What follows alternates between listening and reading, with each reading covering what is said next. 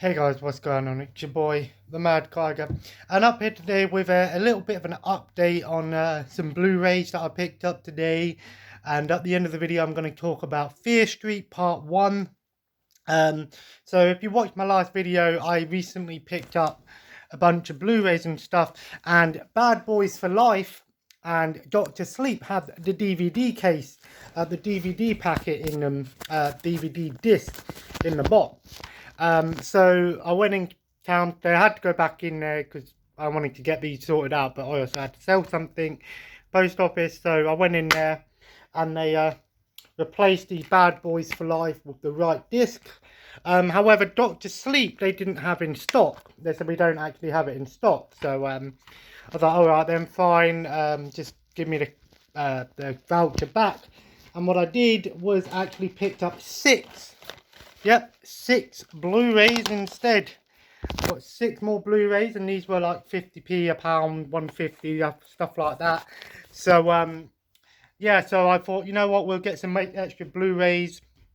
These are all blind buys. I haven't seen any of these. I've heard of some of them, but I haven't watched them. First up, I've got the Expendables. It was only 50p, the uncut version. I've seen the third one, but I'd never actually watched the first and second one, so I figured for 50p I'll pick the first one up, check it out. I've heard good things about these movies. I enjoyed the third one, so definitely watch the other ones. And this was £2.50. I got T2 Trainspotting 2, the second Trainspotting movie. I haven't got the first one. I didn't actually realise that this was the second one until till just now, so I'll have to keep an eye out for the first one next time.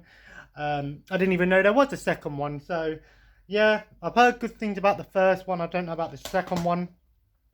For 50p, and it was quite cool because it came with a slipcover. They had three versions of it, so I picked up the one with the slipcover, and that's Snow White and the Huntsman. I've heard this movie is actually pretty good, very visually appealing movie. I think I've seen maybe parts of this movie, but it was only 50p, and it come with a slipcover. If there's an ultraviolet code in there, I don't know, I highly doubt it'll work, but you never know. Then this was another blind buy. I picked up Lockout. Um, Stars Guy Pearce. It's from the creators of the director of Fifth Element and Taken. Looks kind of interesting, sort of an action movie, maybe some sci-fi in there. Don't know a lot about this one, so if anyone's seen it, let me know how good it is. And that was £1. And then also £1 I got Dog Eat Dog, Nicolas Cage, William Dafoe movie. I like Nicolas Cage. I think he's a decent actor. He's got that weird face. You either want to punch or you want to squeeze it. He's kind of a funny actor. He can be kind of serious, kind of funny. Looks like an action thriller movie, maybe with it says the mob, so maybe some sort of gangster thing going on there. Looks kind of an interesting one, and I don't know if there's any special features on here. And then last, for 50p, I picked up Kevin James Zookeeper. It includes a playable demo of Ratchet and Clank All for One, which I don't even think's in there. No, it's probably not. Oh, it actually does. It's got a playable demo of Ratchet and Clank, which is kind of weird. I've heard of this movie. I don't know how good it is. It looks kind of cheesy, kind of funny, sort of more family orientated movie. I don't mind watching some family orientated comedies every so often. So still not bad. For £6 voucher, I got 6 Blu Rays, which isn't bad. And that brings me to my point of DVDs, Blu Rays, and 4Ks. How do I work out which ones I want? Well, DVDs. I was actually gonna look and see if they had 50p DVDs and just get 12 of them, but they didn't have them. They only had the pound DVDs now instead of 50p. The thing is with DVDs, I only really buy DVDs now if A, the movie or TV show doesn't have it on Blu-ray, B, I find them cheap, like in a charity shop. You know, sometimes you can find good deals in charity shop, like 5 for £1, or bundles on eBay or stuff like that.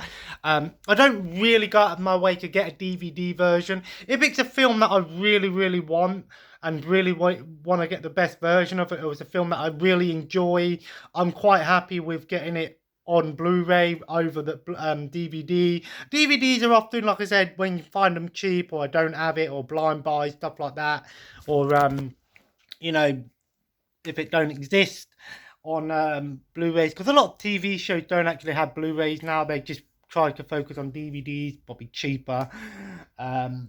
As for Blu-rays, I will occasionally do some blind buys for Blu-rays, but I try with Blu-rays to try and get Blu-rays of things that I really like. If I've got a DVD version of a film or a show and they have a Blu-ray version of it, I will upgrade it only if I really, really like the movie or the show and I want the best version of it.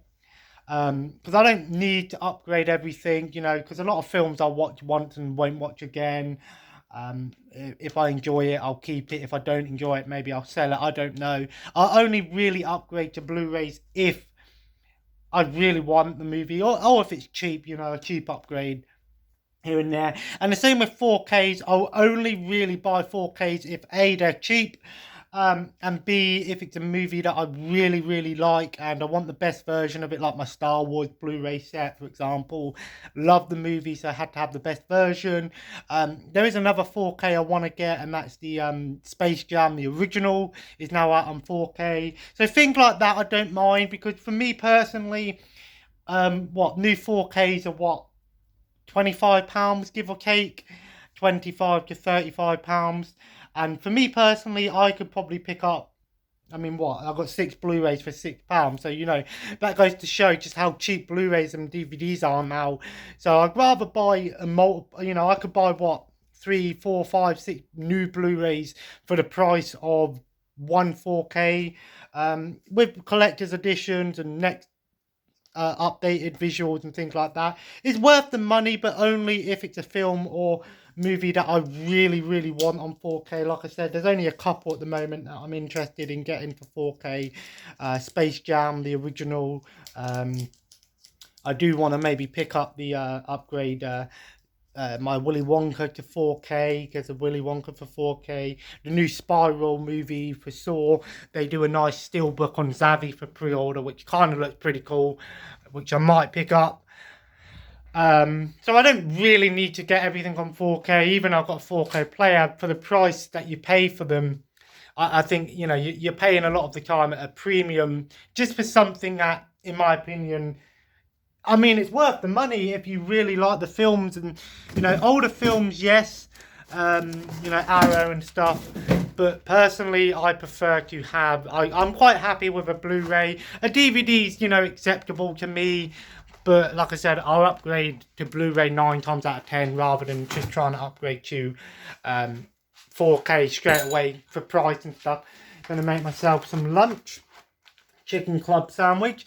And so I thought I would share my thoughts on Fear Street Part 1 94. Honestly, I personally, I liked it, but I really don't see what all the hype was about. My biggest gripe with the movie is, first of all, I look at it more of a mini-series, because, well, the biggest problem with me I found with it is they're often showing what's going to happen in the next movie. And it kind of reminds me of what you might see in a TV show or mini-series. Here's what's to come in the next movie. And that, I know these were released, a week after each other. That's why I said it's like a mini-series rather than a movie. But my biggest gripe was, if I'm watching a movie, I don't want to see what's going to happen in the next one, you know? And the thing is, in Fear Street, they actually show a lot of stuff that's definitely spoilers, you know? These aren't like tiny little snippets at the end of the movie, you know, you might get a post-credit scene, but in this movie they show a lot of stuff that's going to happen in it. And I get, you know, the movies are going backwards in time, and obviously each movie reveals more of the story and stuff, and I get that. But personally, I hated that they were showing things Because I don't want to know, I don't. That would be like going and watching, Star Wars: A New Hope, basically for the first time, and then halfway through the movie they show, or at the end of the movie they show Darth Vader saying, "I am your father," or something like that. You're just ruining it for the next part. Honestly, the movie. I don't get why the movie was an 18, for example, for a start, because the movie. I mean, there are some gruesome kills, but nothing spectacular. Nothing that you haven't seen before. There was one kill with the bread maker or the bread cutter, which was kind of gruesome, and I get that, and that's probably why it was pushed to an 18, just for that one scene alone. Um, as for the killers, I felt like the killers were very stale. They weren't nothing special. You've got three killers. You got this guy with the skull mask, kind of reminds me a little bit of Ghostface, running around and stuff like that. Then you've got the guy with the axe, kind of with the little bag over his face or whatever it is. Kind of reminds me of Jason from Friday the 13th Part 2, I think it was. And then you've got the girl who sings with the little butcher blade or whatever you call it, the barber blade shaver. There is some creepy imagery to the movie. But personally, I don't. It's not scary at all. It's very predictable what's going to happen. Basically, they at the start of the movie. This is what pissed me off. At the start of the movie, this guy goes crazy and kills a bunch of people. Right, and they're basically looking into that, saying that this sort of thing has happened in history and trying to link it to this witch trial that is in the third movie. And, that kind of makes sense, witch trial, making people go insane and kill people. And I like that concept.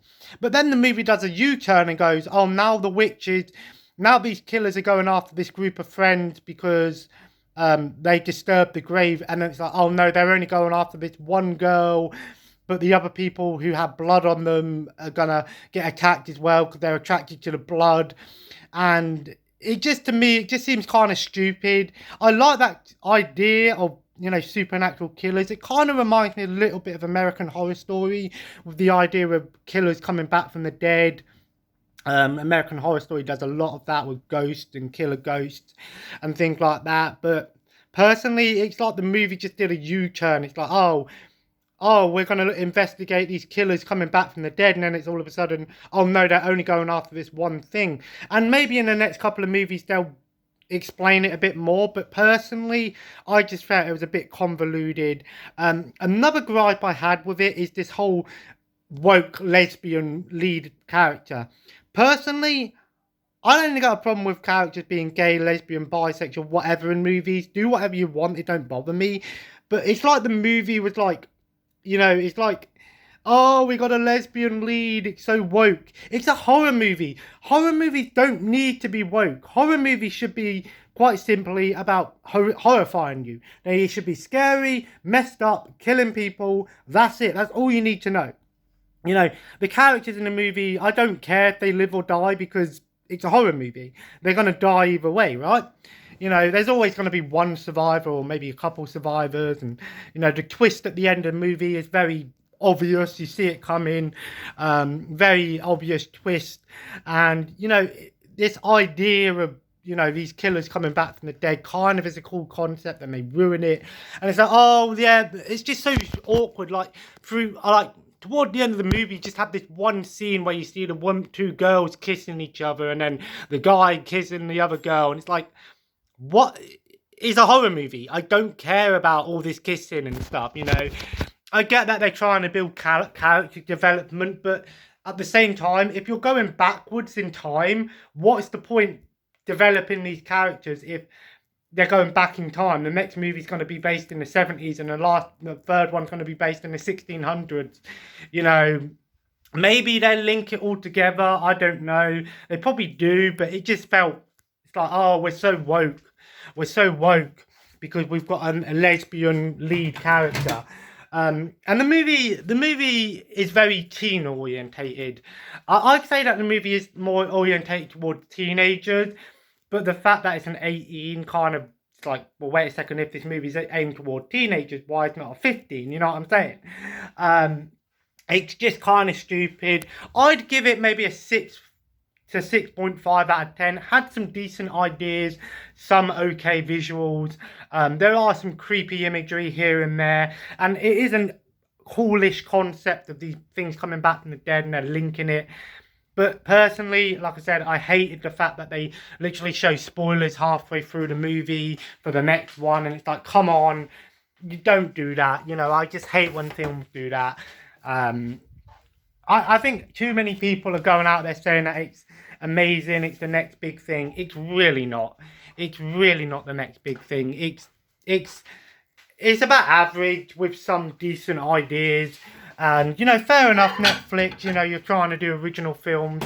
You know, you have some decent horror stuff on your app, you know. I mean, like The Haunting and stuff like that. There are some decent, you know, horror films and shows on Netflix. But personally, I just felt like Fear Street Part 1 was just a little bit convoluted. And honestly, there was just too much going on. It's like the movie just didn't realise, trying to figure out what they were going for. They were trying to do too much at once and it sort of failed to meet expectations. The characters are not relatable at all. They're just, you know, average characters. You know, you got the over-the-top crazy guy, you got the badass woman, you got the woman who takes no shit, you got the geeky guy who knows all about this stuff. And it's cliched. It's nothing special. I personally, you know, supernatural elements with serial killers and things isn't uncommon. You know, Jason's got supernatural abilities and Michael Myers and all these killers that come back from the dead in sequels. But personally, I felt like this movie was just a little bit convoluted and just felt like it was just too much at once and didn't really have, it wasn't as grounded as it should have been. Some decent kills, but nothing new. An average movie, in my opinion. I will watch the other parts eventually, but for now, I'll just leave it be for now. I'm going to have some pizza. I love these pizzas. There's chicken, bacon, and ham on there. And then I'm going to go and play some Mafia for a bit. I might watch a film later. A little bit of the bubbly. I might watch a film later and then another film. And then tonight I'm probably going to watch more of my Avengers Assemble TV show, which I am enjoying. I'll probably do an in-depth review of that show at some point. And as if you enjoyed today's video, feel free to leave a like. Let me know if you've seen any of these movies that I picked up and any of them any good. The one that I'm looking forward to watching probably out of all of them is probably Bad Boys for Life. But we shall see. And as always, subscribe if you haven't already and join the family. Follow me on Twitch, Instagram, Twitter and eBay store, all in the link on my channel. And as always, have a nice day and I'll see you in the next video. Take care and bye-bye.